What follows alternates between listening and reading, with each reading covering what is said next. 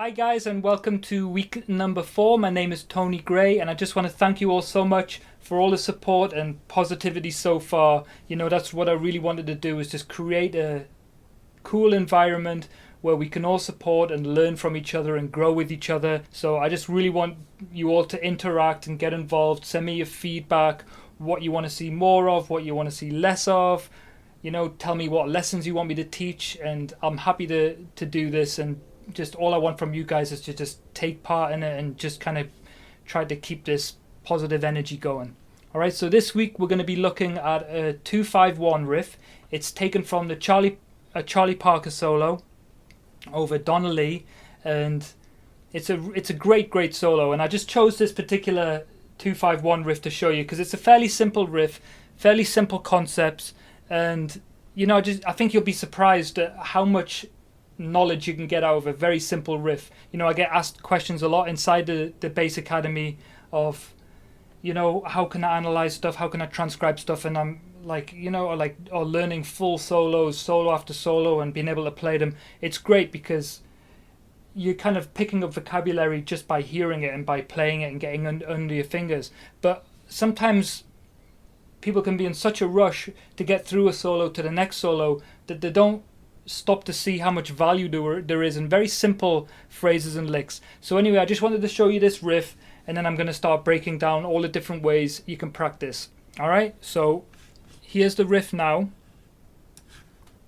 and it's over a 2-5-1 in the key of C. So it's a bar of D minor 7, a bar of G7, and 2 bars of C major 7.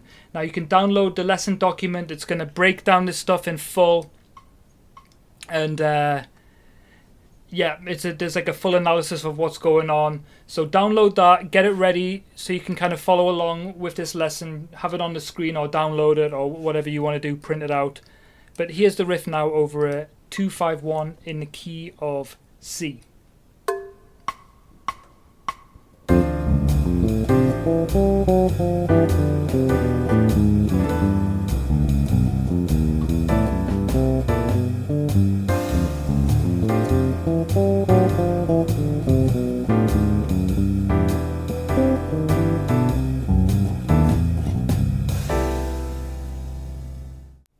So you can hear there, it's a fairly straightforward riff. It all sounds really nice, sounds like it all works. But when you look a little bit closer, you'll start to see some extra gold in there. Let's just start first with dynamics. So you notice there that I'm just hammering onto that D from the C sharp, just giving it a nice flow, you know. And when I play the triplet, I'm kind of playing dynamics kind of up, creating that nice musical arc. You know, just like kind of a phrase, kind of an expression, you know, like a voice. Keeping the time feel like really nice and relaxed and behind the beat. So that's the first thing. The next thing is when we start looking at the notes, you'll notice straight away there's a C sharp. So when you look at a D minor 7 chord, you might think, why is there a C sharp in the line? But it's just basically a chromatic approach to the chord tone. You know, in soloing or improvising, it's all about getting to the chord and then immediately moving away to the next chord. So it's all about targeting the next chord. How are you going to get there? How are you going to spell out the chord tones? So immediately, you know, we have this chromatic approach from below to chord tone. Now if I play a D minor 7 chord, you know, when you're practicing as well, it's kind of a good idea to have some kind of sustained chord playing in the background, you know, because you really want to train your ears and learn how these colors sound against the chord instead of just kind of playing without one. So I just created these tracks for you to download. You can go to the TonyGrayBassAcademy.com and you can download these sustained chords, join our mailing list. You can get involved in all these free lessons and goodies that we're giving away. So here's a D minor 7 chord. The chord tones are D, F, A, and C. And if we just approach the chord tones here,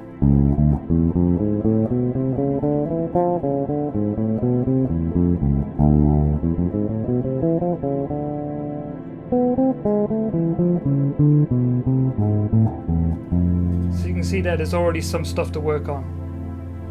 If we keep going through the first chord,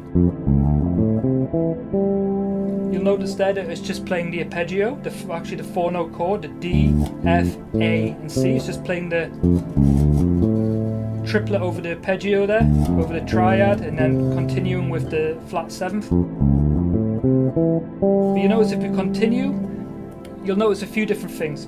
Well, first of all, I'm spelling out a C major triad, a D minor triad, and then a C major triad. You'll also notice that it's stacked in thirds. So if I keep going, I'll get this B, which then spells out the E minor chord.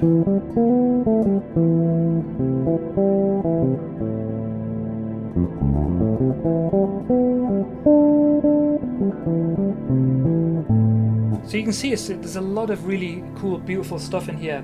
So we can analyze those as tension. We have a tension 9, which is an E, a whole step above the chord tone D, the root. So that's E, tension 9, then tension 11, which is the G, which is a whole step above the third, which is F, the flattened third. And then if we continue, even though this note's not in the lick, B, which is tension 13, and it's a whole step above the 5th, which is A. Or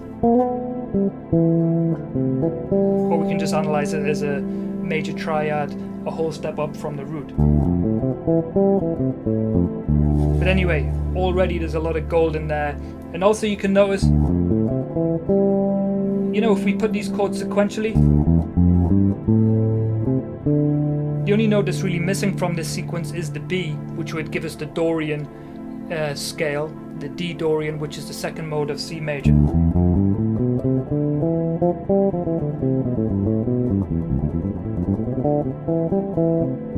So we have our approach notes, and we have our notes stacked in thirds. Alright, let's move on to the next chord, the G7. So let's play a G7 here.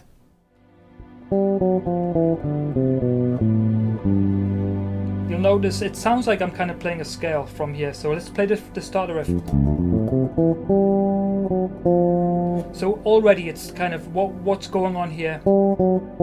It's approaching this F, which is a chord tone. F again, you know, understand your chord tones first. That's the most important thing. Nothing spells out harmony better than the chord tones. So over a G7 we have a G, B, D, and F. So already we're targeting a chord tone from like a whole step embellished from above. So it's the G, G flat, F. And again we can do this to different chord tones.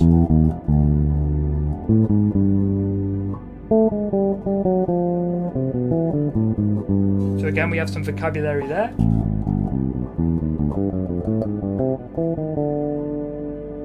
But we actually can go back a step further. So we can kind of forget that even this E and the G was even a part of the D minor chord, and we can kind of think of it as all it was an approach to a chord tone of the G. It was just kind of anticipated from the chord before. So it was just a D minor D minor 7 chords, tones, and then so that's a chromatic below, whole step, embellished whole step from above.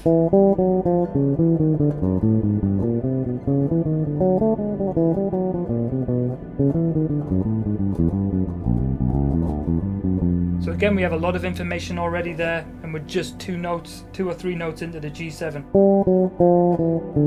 If we continue down the line,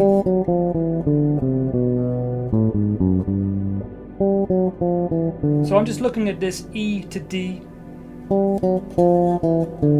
I'm actually just looking at it as an F, which is the flattened 7th, approaching the D, which is the 5th, with a diatonic passing tone in between, which is the E, and I'm taking that from the G Mixolydian scale, which is the 5th mode of the C major modes. So I'm not really thinking of it as the G Mixolydian, I'm just kind of thinking of it as approaching chord tones with diatonic passing tones. So we have the E, the F, E to the D.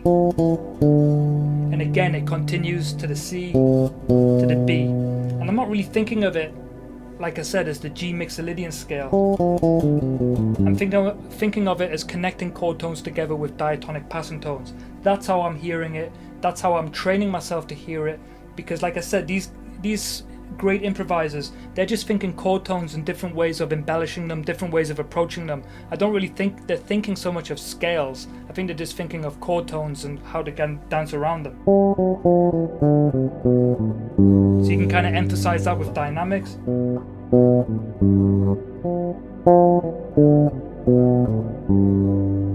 So if we continue,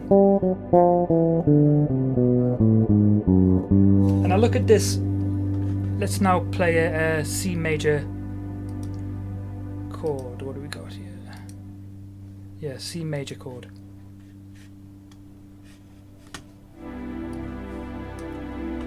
So what I'm thinking of here,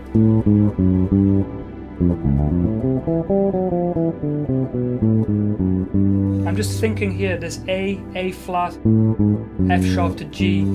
I'm just thinking of an approach to the fifth, you know, the approach to the fifth of C major 7. So C major 7 chord tones, C, E, G, and B.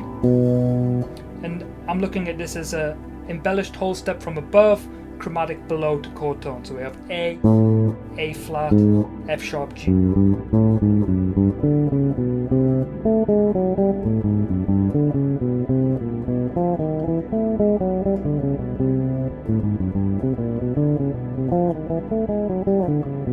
So again, you know, there's a lot of good stuff in there too. So you can already see the value of kind of playing along with sustained chords. You're going to really find a lot of good stuff in here.